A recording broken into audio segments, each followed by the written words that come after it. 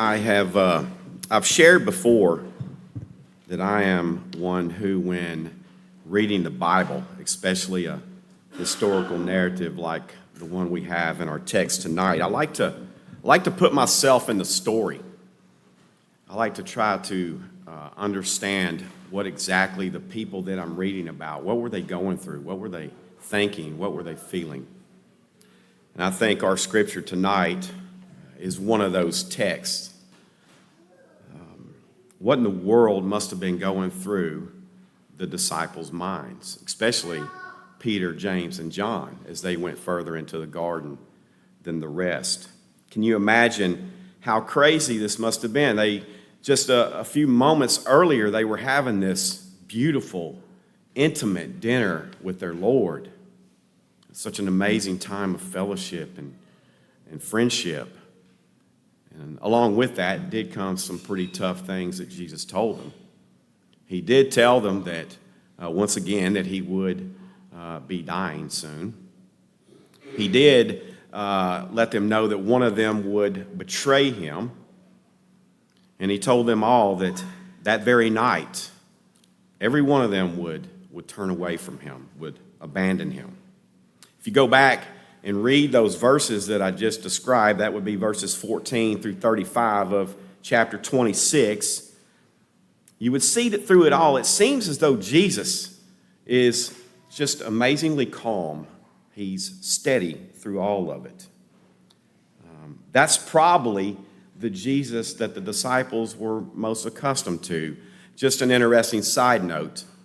The words or the phrase, "fear not," or something close to it, spoken by Jesus occurs over 20 times in the Gospels as he consistently encouraged his followers to stay calm in the face of danger, in the face of fear.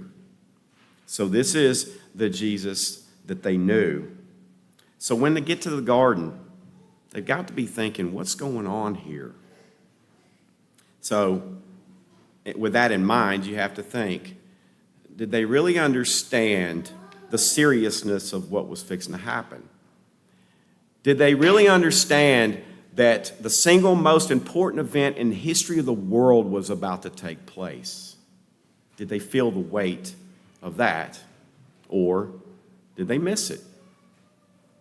I'm of the opinion that at least for the moment, they didn't quite understand. I say that because one of them tried to stop it. And because of that, that means, at least for the moment again, that they truly didn't understand the seriousness of the human condition and what it would take to save us. I think to fully understand this, we need to take just a moment and go back to another garden, just very quickly to Genesis chapters 1 through 3, to the Garden of Eden. There, our first parents, they were created in perfect righteousness and in perfect fellowship and communion with their Creator, with their God,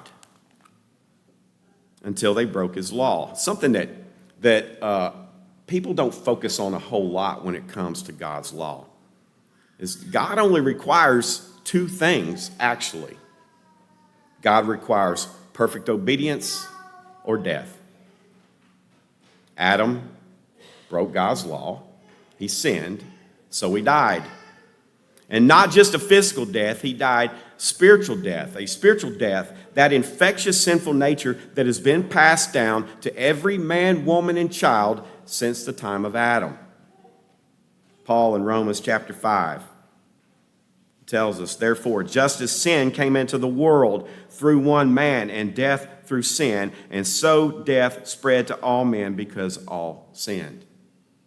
A couple chapters earlier in Romans 3, Paul lays out just how bad it is for all of mankind. He tells us, "None is righteous, no, not one. No one understands, no one seeks for God. All have turned aside. Together they have become worthless. No one does good, not even one." He goes on to say their throat is an open grave. They use their tongues to deceive. The venom of asp is under their lips. Their mouth is full of curses and bitterness. Their feet are swift to shed blood. And their paths are ruin and misery, and the way of peace they have not known. there is no fear of God before their eyes. So we see the situation was and remains very dire. But immediately after the fall, God begins a rescue mission. He tells the serpent, I will put enmity between you and the woman, and between your offspring and her offspring. He shall bruise your head, and you shall bruise his heel. And from that point on, throughout the rest of the Old Testament, God is lovingly, faithfully bringing that promise to fruition. And that gets us back to the Garden of Gethsemane with Jesus, the God-man, telling his disciples, my soul is very sorrowful even unto death. It brings us back to the Lord of glory falling on his face and sweating drops of blood, as Luke tells us, crying out to the Father 3 times, Father, if it be possible, let this cup pass from me, but not my will, yours. At the beginning, I kind of made mention about putting yourself in the disciples' shoes. Can you imagine what Jesus was going through? What was staring him down that night? Roman crucifixion is one of the most brutal forms of execution ever devised by man. It was meant to enforce extreme pain and humiliation. The Romans used it as a symbol of not to rebel against them, and it usually was used on slaves and rebels and non-citizens. So at a crucifixion, this is what usually happened. I'll do the best I can to explain it first. And this is what it could have been like for Jesus. The condemned, before going to the cross, would be whipped or flogged. The Romans used a tool called a flagrum, also known as a scorpion. It had several strands of leather on it, and embedded on these strands were bone and metal.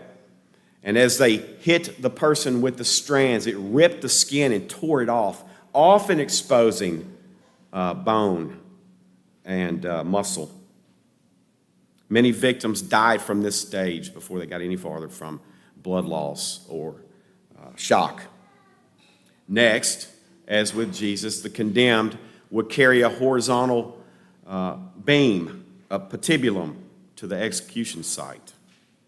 Execution usually occurred outside the city walls at a distance, at a place where everybody could see. So there was that long, excruciating march of death. And also, as that was taking place, the victim was usually stripped naked to just enhance the humiliation. At the site, the victim was attached to the cross. Now, the Romans usually used rope, or in Jesus' case, nails, iron nails, which were 5 to 7 inches long. And unlike the paintings we see, they usually didn't put the nails through the palm because they wouldn't hold the weight of the body. They usually went through the wrist or the forearms and into the feet. Crucifixion killed primarily by suffocation. When hanging, the body sagged downward. Breathing became extremely difficult, so the condemned person would pull up by their hands and push up by their nailed feet, which was extremely painful because of the torn skin and torn muscle and the nerves. So it got to where every breath was extremely, horribly painful.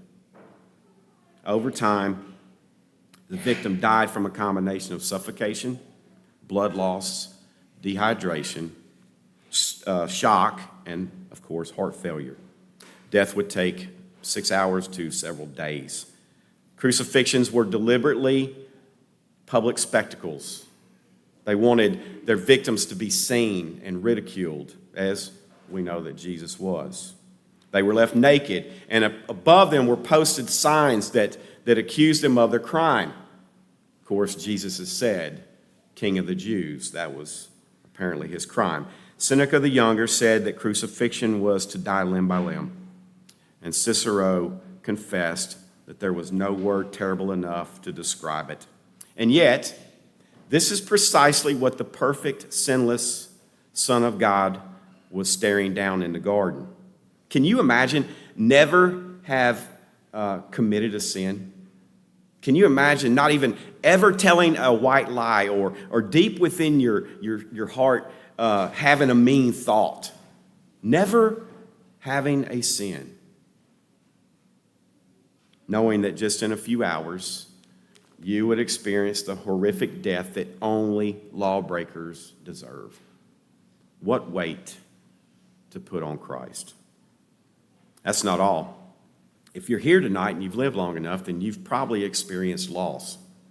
There are several kinds of loss, many kinds of loss in this world. You can lose a home like we experienced in our community a few years ago when the tornado hit. You can lose money, right? That happens on the stock market every day. A person can lose confidence, kind of like I have in my golf game right now. But there's one type of loss that's very hard to overcome, and that's loss of love. At the age of 14, I really had not experienced this type of loss before. My granddad, that's my dad's dad, he and I had a really special relationship. My grandfather was a chief in the Navy. That's how my family ended up in Millington. And my dad would tell you to this day that Pop was a hard man. He was a real hard man. And when you think about it, growing up in the Delta of Mississippi as a sharecropper before and during the Great Depression, not that he really knew there was a depression going on, but that kind of life will make you a hard man. But he wasn't that way with me. My dad still jokes. He says, the Pop that you had is not the Pop that raised me. It's not the same guy. He wasn't perfect with me, but man, I love my granddad. So when he got sick, I never will forget the thought that was just streaming through my mind. At 14 years old, I was like, who will love me like Pop? Who will be there for me like Pop is? I remember feeling that loss of love for the first time in my life. And I'll tell you, it hurt for a while. So John chapter 17 takes place right about where we're at in Matthew 26 tonight. In the Gospel of John chapter 17 is known as the high priestly prayer of Jesus. In verses 4 and 5, Jesus prays this amazing prayer. He prays, I glorified you on earth, having accomplished the work that you gave me to do. And now, Father, glorify me in your own presence with the glory that I had with you before the world existed. Now, I bring this passage up because I want us to see that from all eternity past, that is, from before the creation of the world, there was our triune God. Voddie Baucham, he just passed away recently, one of my favorite pastors, he puts it like this. He said, God has never been lonely. God did not need to create in order to love. Before there was a world to love, the Father loved the Son loved the Father, and the Spirit shared in that perfect love forever. Can you imagine? Perfect love. Selfless, perfect love. Perfect communion, perfect joy, perfect fellowship for all eternity. I love my grandfather, and he loved me, but it was a flawed love. It was a love tainted with self. I cannot comprehend the love that Jesus and the Father experienced together. And is that loss that Jesus is facing in the Garden of Gethsemane. I love how Pastor Tim Keller said it once. He said, Jesus on the cross, he wasn't crying out, my feet, my feet. He wasn't crying, my hands, or my head. He cried out, my God, why have you forsaken me? Scott mentioned a couple weeks ago that phrase in the Apostles' Creed that we kind of struggle with sometimes. He descended into hell. I agree with Scott. What could be more hellish than losing perfect love, perfect fellowship, perfect communion? Even if for a moment. So Jesus prays, Father, if it be possible, let this cup pass from me. Nevertheless, not as I will, but as you will. Someone here tonight might still be unsure about why Jesus did it. He knew what was coming. Why in the world would a man go through that? He could have stopped it. He tells the disciple who cut off the servant's ear, he says, do you think that I cannot appeal to my Father and at one moment 12 legions of angels would show up? He could have done that. So why did he stay the course? Some 35 years after the events that we're looking at tonight, the gospel was on the move. The Christian church was growing, but so was persecution. You see, a religion that sees itself as one of many is acceptable. It's acceptable then, and it's acceptable now. But when the leader of that religion says, I am the way, the truth, and the life, no one comes to the Father except through me, now that's altogether another thing. So, the followers of Christ were facing extreme persecution, as well as the temptation to abandon their calling, to leave the call and go back to the easier ways of Judaism was a real temptation for many people. In chapter 11, the author of Hebrews is writing to such a group of people. It's in that chapter, in chapter 11, that he gives them a list of examples. I guess you could say it's a hall of heroes of faith. And then at the beginning of chapter 12, he writes, therefore, since we are surrounded by so great a cloud of witnesses, let us also lay aside every weight and sin which clings so closely, and let us run with endurance the race that is set before us, looking to Jesus, the founder and perfecter of our faith, who for the joy that was set before him endured the cross, despising the shame, and is seated at the right hand of the throne of God. So back to the garden. Why did Jesus stay the course? We just read it. Hebrews 12:2. For the joy that was set before him, he endured the cross. So what was that joy? Well, first, I do believe that it was the joy of fulfilling the Father's will. Jesus longed to please the Father. He longed to bring joy to the Father. But more than that, the joy that was set before him was a thief on a cross, one like the one he would be hanging from soon, who at one moment was hurling insults at the creator of the world. It was a Roman soldier at the foot of the cross who took part in murdering the Son of God. It was a man and his friends who turned their backs on, who denied the one who would soon die in their place. It was for we, hopeless, helpless sinners, who have ourselves denied him 1,000 times over. Romans 5:6 tells us, for while we were still weak, at the right time, Christ died for the ungodly. So that lonely night in Gethsemane, know this, Jesus stayed the course for us. Amen.